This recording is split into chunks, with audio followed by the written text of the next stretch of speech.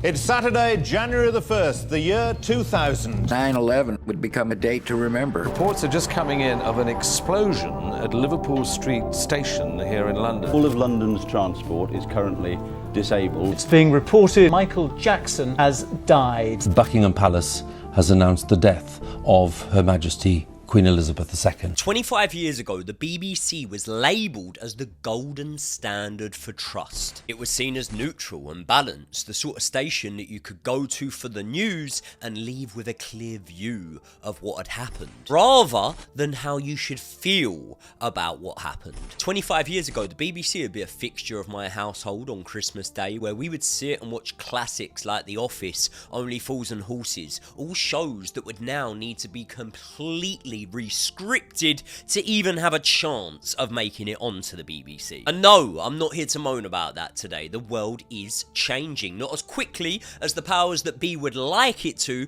but society has changed a lot in the last 25 years. I've got quite a dark sense of humour, and I'm definitely not easily offended, and even I would admit that there are certain scenes that are now dated. There are certain scenes, or a scene I can think of, in The Office and in Only Fools and Horses that even I wouldn't want on TV today. But times were different, and I'm not going to rewrite history and say that they weren't phenomenal shows produced by the BBC, and that was something that they did on a regular occasion when I was growing up, but that's now all changed.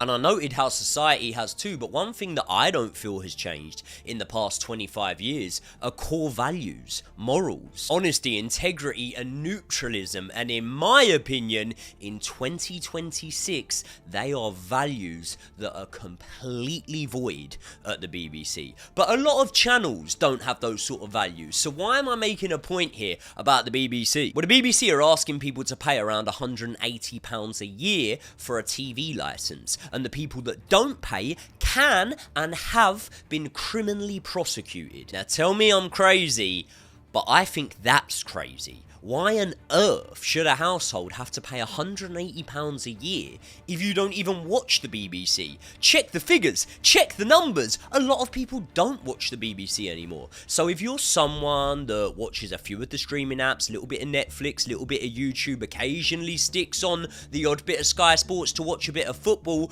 do I believe that you should be giving your hard-earned cash to the BBC, an organisation that have just had to let go of Scott Mills, someone who was reported to them after an investigation for sexual assault 8 whole years ago, and they've only just got round to doing it? And there'll be people that will say, oh no, well, he was cleared and that's why the BBC kept him on. No, he was under investigation for 2 years for serious offences while the BBC continued to pay it. And he's only under investigation, nothing's been proven yet, so I'm not making any allegations here.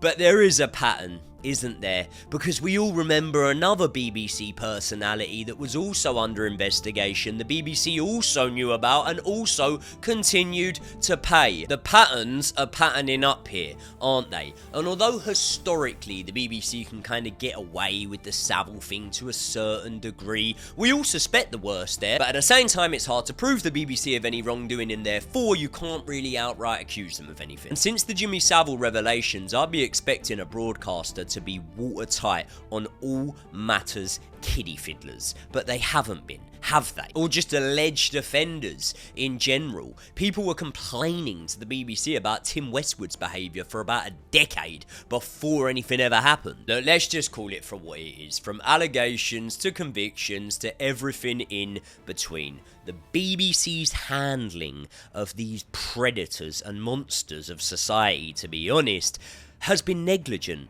at best, and at worst, I think serious conversations need to be had. In fact, I think that people need to be held accountable. And much like the rest of the UK and everyone that I interact with, double standards are something that really, really do get to me. And I often do have to ask myself the question, who is it that decides right from wrong? Because I felt it was wrong when Martin Bashir forged documents to suggest that Princess Diana was being spied on by those around her, or when he allegedly told her that the prince had gotten the children's nanny/carer pregnant and that they had to get rid of the baby. Scummy behaviour from Martin Bashir, all in order to be able to obtain an interview that he knows he probably wouldn't have got had it have not been for his deceit. And how did the BBC react?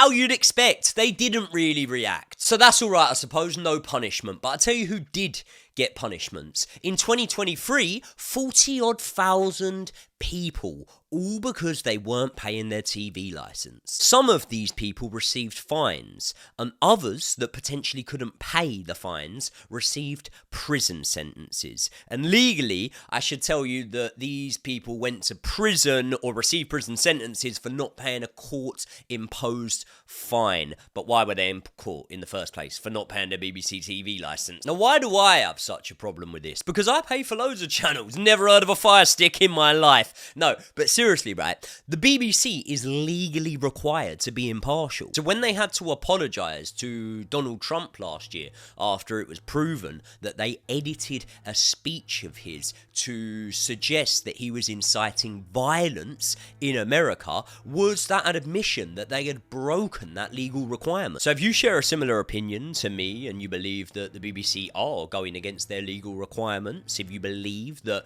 potentially they push out a lot of propaganda and do tell the public a lot of lies, then I have got to ask you a question.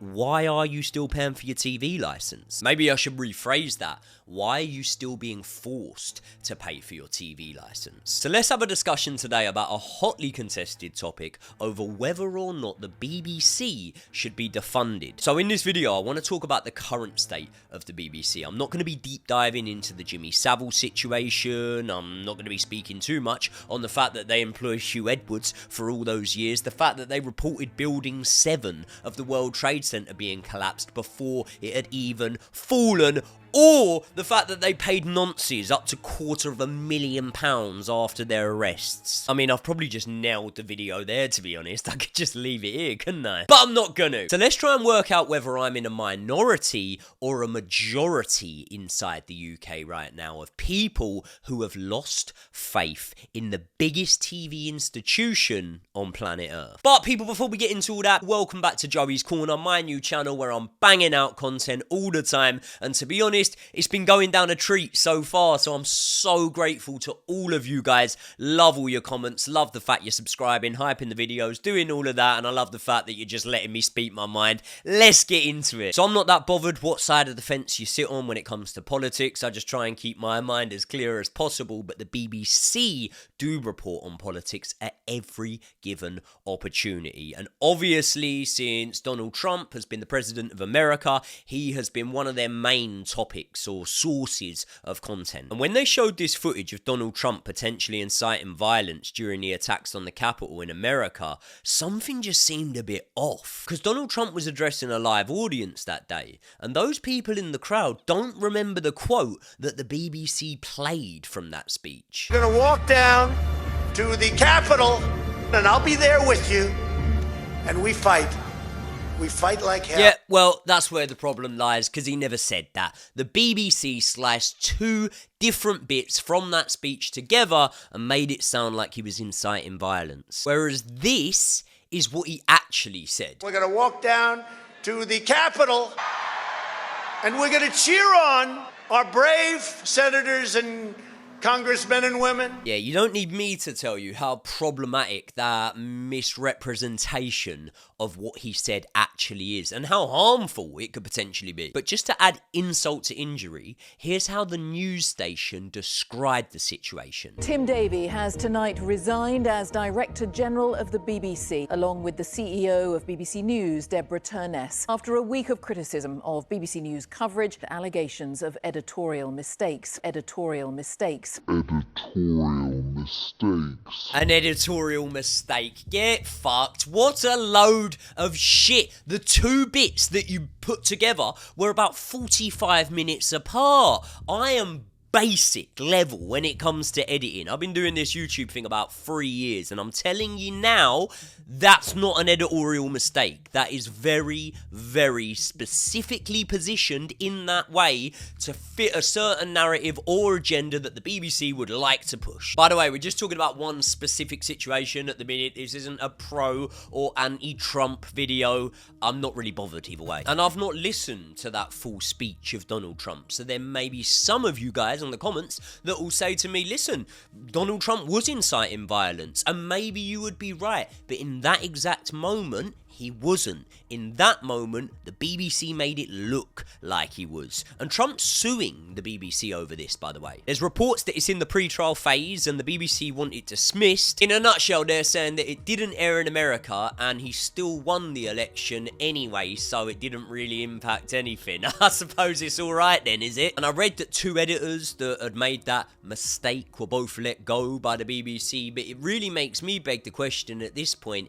is it a mistake? I think most of you guys would have seen the recent incident at the BAFTAs where you had the guy with Tourette's, John Davison, and he had a Tourette's tic and he shouted out what was a really offensive racial slur towards Michael B. Jordan and Delroy Lindo when they were presenting an award. And it was probably one of the most uncomfortable situations that I've actually watched on live TV before. You just felt awful for everyone involved, you know what I mean? I think that Delroy Lindo and Michael B. Jordan handled themselves with such class, and I think that they just, yeah, you know, they deserve such praise for their role in that. I felt horrified for everyone there, the people in the audience, the guy that had the Tourette's himself. And it's just one of those horrible situations where you feel absolutely awful for the guys on stage. In equal measure, proud of how well they handled the situation. And although it maybe would have taken John himself not attending the awards in order for the actual incident not to have occurred, the BBC had every opportunity to edit that slur out. And the reason I say this is because they did edit loads of things that were shouted from the audience out that evening. There were a lot of people shouting Free Palestine in the audience, and they edited all of that out. And I'm not saying that the BBC should have brushed this under the carpet or anything like that, but what I am saying is there was a 2-hour delay in which you edited multiple swear words out, you edited slurs out, you edited, like I said, some political things that were shouted out. Did it not cross your mind at that point in that 2-hour delay to potentially edit it out, to potentially speak to John, Michael B. Jordan and Delroy and have a discussion with them about it? Because eventually, once it went up onto the iPlayer and things like that, the BBC did edit it out. And that for me is an admission that they shouldn't have probably had it in there in the first place. But I don't know. I'd love you lot to educate me on this and let me know whether it was important for it to be in or not. I'm not too sure on it, but I just personally feel like it was an avoidable situation. And also massively avoidable when you bring in the context that John, the man that suffers with Tourette's, has said that there were other things that he shouted that were edited out. He's also said that he asked on the night not to be positioned too close to a microphone when they were in the dining setting. Look, I don't know, because obviously Tourette's is a medical condition, a serious one, but after the horrible experience that Michael B. Jordan and Delroy Lindo went through, I believe that the BBC could have had a better duty of care to those guys. So there's a couple of editing controversies that we've covered, but what about the actual reporting from the BBC? Because one of the allegations that's been thrown at the BBC over the last couple of years is that they over-dramatise the situations and the reports that they bring to us. So let's have a look at this report that was in the aftermath of the attempted assassination of Donald Trump, and we'll see what we think. We're just waiting to see if things have cleared. As you can see, we're on the ground behind our car, which is not ideal, but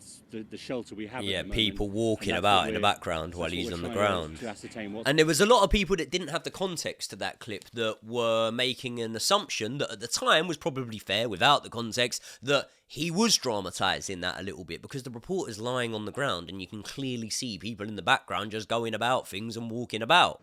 And you know, that's a little bit old, that chart. That chart's... It was just a few minutes into Donald Trump's speech.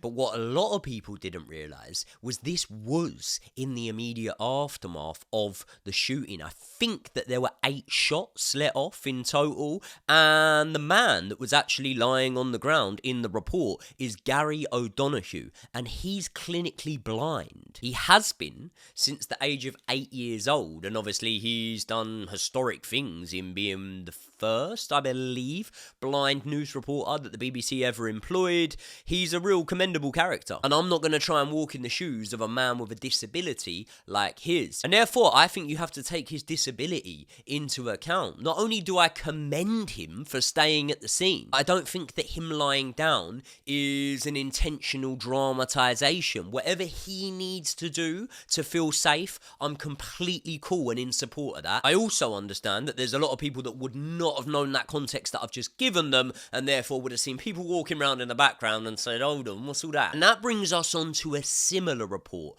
that the BBC aired, which once again got a lot of stick about the over-dramatization, and it was involving a reporter named Jeremy Bowen. He was in Ukraine when the war was going on. Loads of civilians around. Families coming out. There's a lady there with her dog following on. This is the edge of the town. Right, straight away, we can all see why that one does look a bit strange. I understand that it can often be surprising how relaxed or calm that people in war zones and areas of conflicts can actually be in the way that they can behave. But when you've got a full-grown man lying and taking shelter on the ground, and then a woman walking her dog or with her shopping, walking along in the background, you can see why people felt that this was an over-dramatization. But I've got to tell you lot, when this video went completely viral, when everyone was saying about what an over-dramatization it was, not many people had the context, once again, because that was clipped up, and this was the actual video. Will to fight. Yeah, you can literally hear explosions, kids running away. That's the bridge in the background, and when you look at it, if you look in the background, if you look in the background, that lady there is crouched down, the same as the man. She's taking cover too, behind something, and then she only just gets up now as he starts speaking, and therefore, that's why it looked a bit dodgy. In my opinion, we could go down some sort of rabbit hole and explore whether it's all just staged actors or whatever, but that's not something I'm doing today. I reckon I actually pretty surprised one or two of you there. You were pretty thinking I was going to hammer these lot. Don't worry, it's coming. What about the Newsnight fake vicar? Because in November 2018, an episode of the well-known BBC show Newsnight takes place, and it features a vicar named Lynn, who expresses support for then Prime Minister Theresa May's Brexit deal. Only problem is Lynn does look a little bit like a BBC extra that's been in a lot of BBC shows called Marina Hater. She's actually appeared as an extra in EastEnders. She's been in the Star Wars franchise. She'd been in loads of different things apparently, but this was the first time that anyone had seen her as a vicar type character. And obviously remember, we're not in a TV show here, this was a news report. Anyway, they rejected claims that she was a paid actor and said that she was literally just part of their show and that she had strong opinions on the Brexit debate and therefore she was a genuine participant. Although they did admit to paying her, but apparently this is just standard. Reports at the time noted that she was a minister for a self-styled church called the Seeds for Wealth. There you go, real minister, also happened to be an actor, and she runs the Seeds for Wealth church. Can someone do me a favour? Really, really simple. Just Google it or something for me. Is anyone able to just give me an address of this church? Because as I say, it's been stated multiple times that she is a minister for the Seeds of Wealth, a church based on prosperity gospel principles which focuses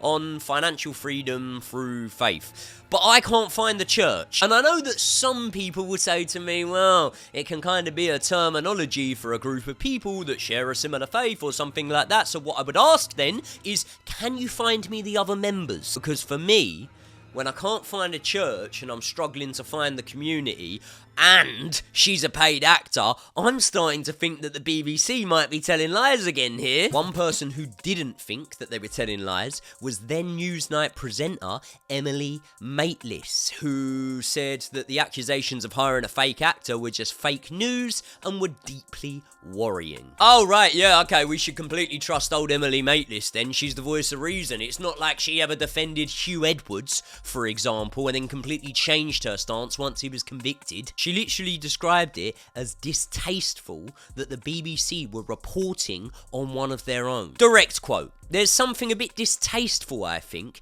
If you know this sort of stuff about a colleague, why isn't your first duty to then go to HR or to go to a senior manager rather than turning it into a news story? Hold on, Emily, what spin are you trying to put on this? Because in my opinion, if Hugh Edwards weren't your pal, then you'd be doing the exact same anyway. And you worked for the BBC at the time, didn't you? So when you say about, why wouldn't you go to HR, why wouldn't you go to someone like that, are you not in the loop? Did you not understand that the BBC did know way before the stories broke? The BBC, as well as the police, were informed months before the Sun ran with the story. So what are you, factually incorrect? Or were you just sticking up for your old mate Hugh? And what I don't get is why Emily Maitlis would not feel that it was in the public interest to know about a proven nonce. Because obviously I remember her having very, very strong views about that sort of stuff, about sexual misconduct. In fact,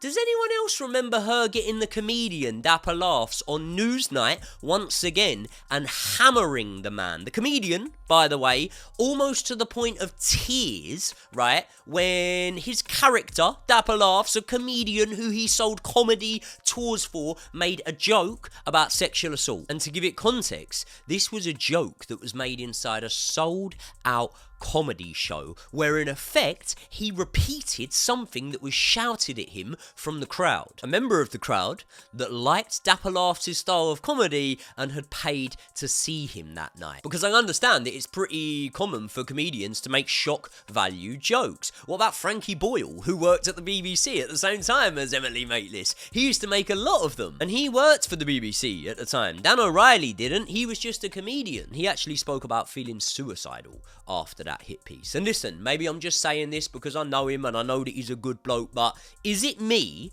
or did Emily Maitlis go a lot harder on Dapper Laughs than she did on fucking Prince Andrew? I hate these selective energies from reporters, not BBC related, but like, you get it with Piers Morgan as well. They're very, very different depending on who they're speaking to, depending on whether or not they feel a threat from that person, or depending on whether or not they feel that they'll get value from getting more content from that person. And by the way, there's things that Emily Maitlis has done that I actually do respect her for, like holding Dominic Cummings accountable for breaching the lockdown rules that obviously we were all very, very strictly following. But even with that being said, she works for the BBC, so she's supposed to be impartial, no? So when she quoted that Cummings had broke the rules, yet a police force decided that he actually hadn't, then again, she was factually incorrect. If you ask me, the police were incorrect. He should have fucking nicked him. He was the one giving the rules, and then he's breaking them. But what I'm saying is, if you are legally required to be impartial, that's not you being impartial. And before I keep going on about the BBC, on a more light-hearted note, where have all the good programmes gone? Because today, the only programmes on the BBC that I could actually name would be Match of the Day, The One Show, The Traitors. I can't think of any others. Oh, EastEnders, obviously, yeah. And then you had comedies, didn't you? Like People Just Do Nothing and This Country, but they finished now. So when we get onto the whole TV licence drama in a minute, I just want to prerequisite that by saying when I was younger, we used to have The Office, Only Fools and Horses, Men Behaving Badly, Dad's Army, Blackadder, 40 Towers, Harry Enfield, Waterloo Road, and classic EastEnders. We're talking Dirty Den, we're talking Phil Mitchell, we're talking Johnny Allen, we're talking fucking, is it Tony Tate or Pat Tucker? What was his name? Damn Fairbrass. One prostitute, two prostitutes. Have you asked me to pay a TV licence back in those days, then no, I'd probably still watch it on a Fire Stick, but I would be watching BBC One. Anyway, one of the main things that infuriated me about the BBC was around the time of the pandemic. Crisis actors were called into question constantly during the reporting around the pandemic, and some of these claims were debunked. And between March and April in 2020, the BBC start reporting the NHS could collapse, the hospitals are completely overwhelmed and at capacity, and in some cases, some of them London recorded going from 87% capacity to 100% capacity, but in many other places, the hospitals weren't. And then what happened was people started filming inside the hospitals, and this sparked mass controversy because, to be fair, the people that were filming inside the hospitals weren't always filming where you would even have the patients suffering. Seeing that the hospitals were empty and then drawing the conclusion that the BBC were clearly lying about all of this. There's debate over the statistics because the actual beds being used, I believe, were down, and the A&E ward statistics were down, but if you look at the ICU beds, the statistics did double in some cases. But the actual percentage of beds being used in UK hospitals hadn't risen, and therefore the way that the BBC were reporting this could be interpreted as dishonest. If you show an NHS hospital that's overrun and patients have been left in their bed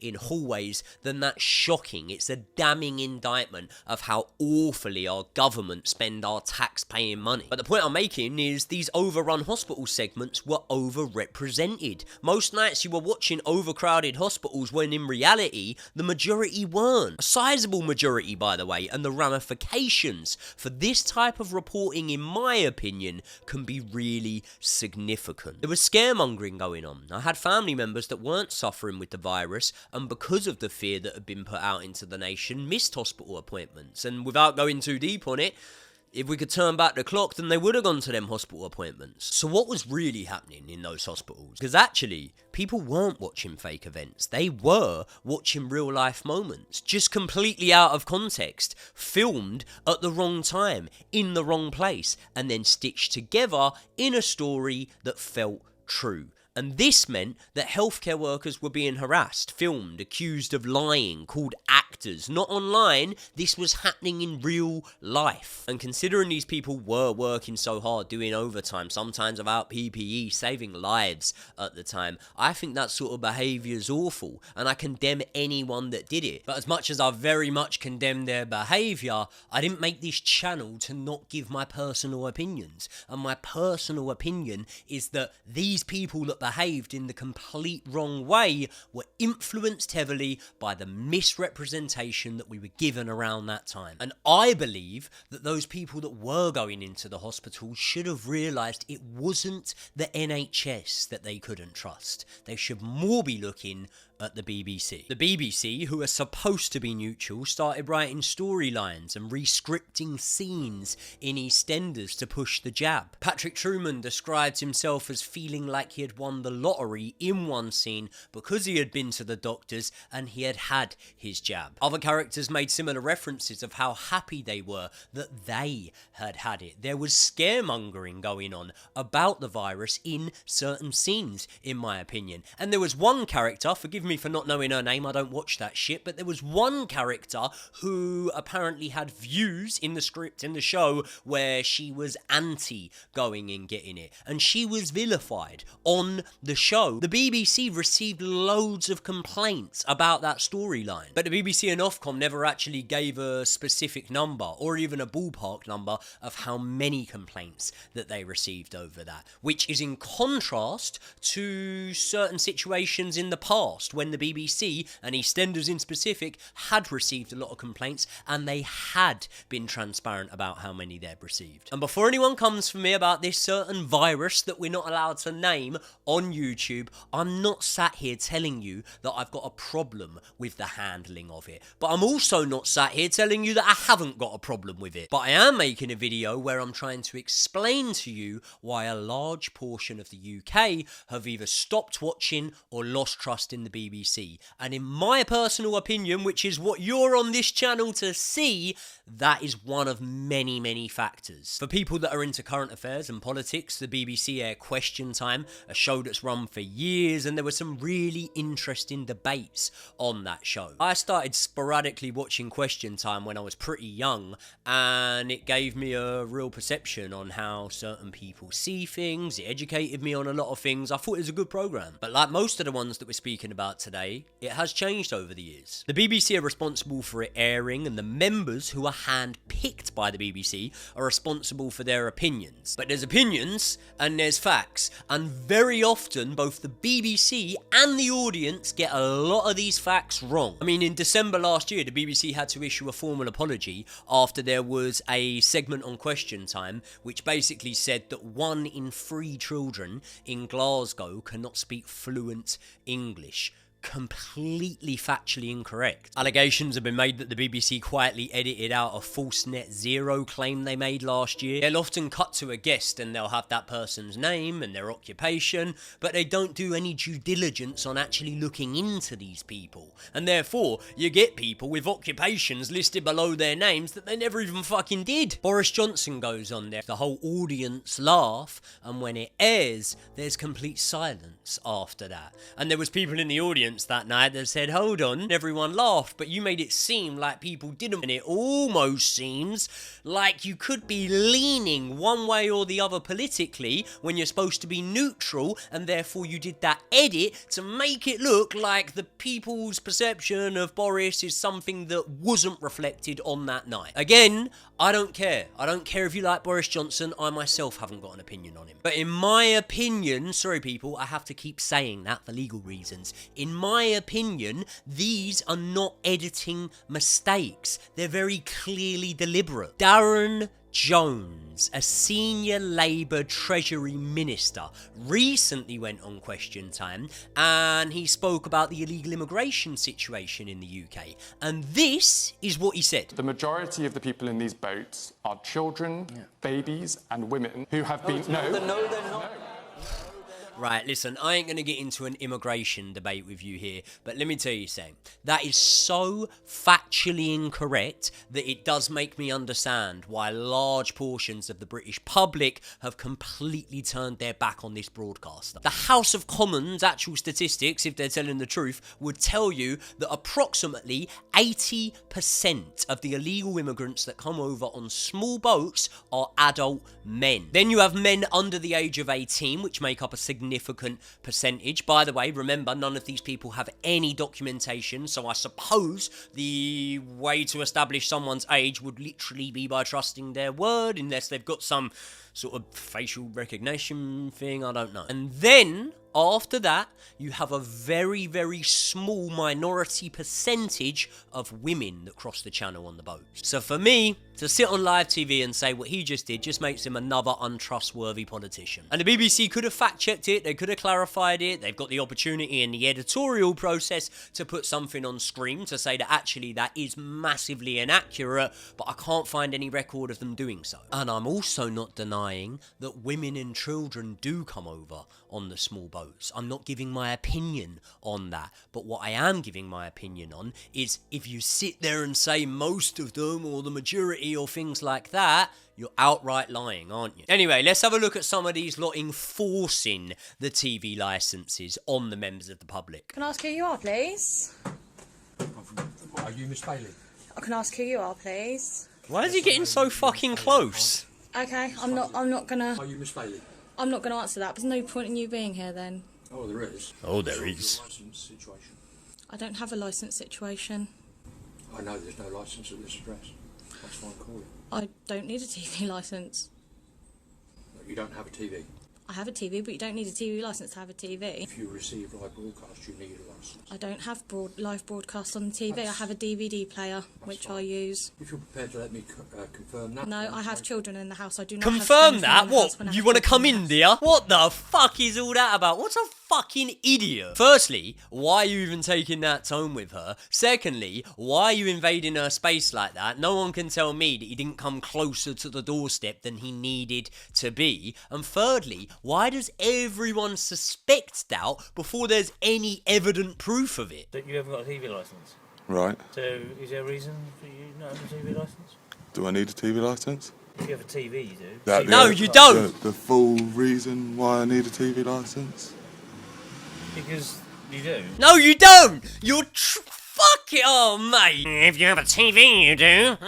Well, you do. No, you fucking don't, you idiot. And I know what you're getting at if you're watching live broadcasts. But if you've got the audacity to rock up to someone's front door and confront them, which is basically what you're doing, you've got to have your facts right, man. You can't be going there and going, oh, well, if you've got a TV, you do. No, because then you're making an assumption that they watch live broadcasts and you can't prove that. Weasel. Okay. Obviously, you've got a TV, I can see, so it is a woman. Okay. Why are you looking through their window? There could have been a naked woman in there, you creep. I've no intention of getting one. Okay, well, so you don't have to say anything, but they have your defence if you do not mention Why is he reading the Miranda rights? You've got no authority to say oh my god! Okay. Are you a police officer? No, I'm not. No, you're not, you fucking idiot! Imagine rocking up to someone's house, working for the BBC, fucking asking for TV licences, and you start reading someone their rights as if you're a police officer. You're a peeping Tom, is what you are, mate. Looking through his window, you went, oh, obviously I can see you got a TV, I was looking through your window. Bro, what on earth are you doing? Do you realise that's not normal behaviour? Have you never heard of the privacy of your own home? And don't come for me and go, oh, well, if it was visible and the windows are open. No, he had to come up in the drive. You can see it from the fucking video. Weirdo. Shouldn't be looking through people's windows. If anything, I think that you're the one that's committing an offence there. I remember when I used to think that being a traffic warden and giving people tickets was probably the worst job you could have. Well, I'll tell you what, the BBC have trumped it, because those people that knock on doors asking for TV licences, oh no, just no. What do you want to be when you grow up, son? Scientist? Doctor? Professional footballer? No, I want to knock on people's doors and check if they've got a TV licence. No, I just give you my opinion. The average person that pays for a TV licence probably doesn't even watch the BBC. They definitely don't pay it to hear Gary Lineker's fucking views on politics. They don't pay it to hear shit rappers like Bob Vylan incite hatred and violence that the BBC broadcasts live at Glastonbury. They don't pay for it to consistently see their TV shows get worse and worse every single year, or just become extinct. And they definitely don't pay for it for you guys to not learn from your mistakes. Savile, Stuart Hall, Hugh Edwards, all under employment decades apart at certain times. But what's the common trend? You can't tell a nonce from a normal person. And because of all of these factors and a whole load of other things that this video does not have the time for today, I do think that the mandatory TV licence fee in the UK should be obliterated and left in the past, as should all these high-profile infamous nonces that the BBC employed. And I don't think that anyone should be in a situation where they're having to prove that they don't watch the BBC. And I want to talk to my female followers here. If a man knocks on your door and you're a single mum, if you're just single in general, if your fella's at work or something like that, you ask who they are and who they work for. That's if you even open the door to them. You might do it for a Ring doorbell or something like that. Please do not be confused with their wording, because they're going to give you legislations and acts and tell you how things are technically illegal, but they have no legal obligation, no legal requirement. They're not allowed, is what I'm trying to say, to come on to your property. And you are under no obligation to give them any of your details. Obviously, if they turn up with an arrest warrant, that's a different situation, but that is rare. And why did I specifically address that to my female followers here? Well, the reason is because over the last few years, if you work it out, approximately 76% of the convictions for not having a TV licence were to women, which you don't need me to tell you is a disproportionate rate. A Northamptonshire mother was criminally convicted for not paying her TV licence after her baby was stillborn, and it left her, as you would imagine, in an awful state where she wasn't able to manage her life, she wasn't able to pay her bills, and she was struggling in general. And even after that coming to light, she was criminally convicted. Other cases reported a mother who was convicted while she was living inside of a hospital with her brain-damaged son. Multiple women with disabilities have been convicted, and also a mother who had had her house burned down was convicted after their TV licence wasn't paid. These lot come knocking at your door and women are feeling on edge, they're feeling vulnerable and distressed. To me, they seem like they're operating more like BBC bailiffs than TV licence inspectors. The fact that they regularly ask to come inside your house and check. What person in their right mind would let a complete stranger, not a police officer, a complete stranger into their home? And because they don't, they're then accused of failing to comply. And as much as I'm sure some BBC bots can pull up some stats on this video and say, oh no, well, women are more homeowners, they're at home more during the day when these knocks get made and stuff like that, I've watched hours of footage of this, man, and I would say that the common trend is every single one of these lot are a lot more forceful when they're speaking to women. That's my perception. It may not be a fact, but I'm here to give my views. And if you don't like it, don't watch! The same way that I won't be watching the BBC. Anyway, I think that's all we've got time for today. I've had quite a bit of fun with this episode. Probably shitting myself a little bit. I know I'm going to piss off a lot of people here, but at the same time, it is what it is, isn't it? I want to be true to myself off of this channel. If I think there's injustices, things I find interesting, things I want to speak about, I'm going to do it. So I hope you lot can appreciate it. And I would absolutely love you guys to let me know what you want seen covered on the channel next. I'll see you all in the next one.